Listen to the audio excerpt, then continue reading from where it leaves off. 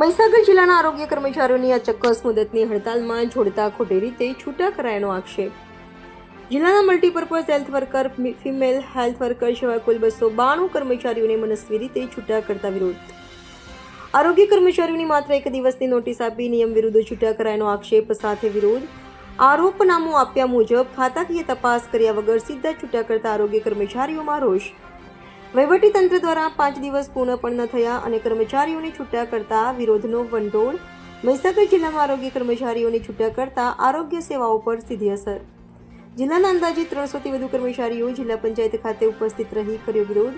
જો તાત્કાલિક ધોરણે પુનઃવિચારણા કરવામાં નહીં આવે તો કોર્ટમાં જવાની ચીમકી. Bureau chief Sanjay Jaiswal, Gujarat crime news, Mahisagar.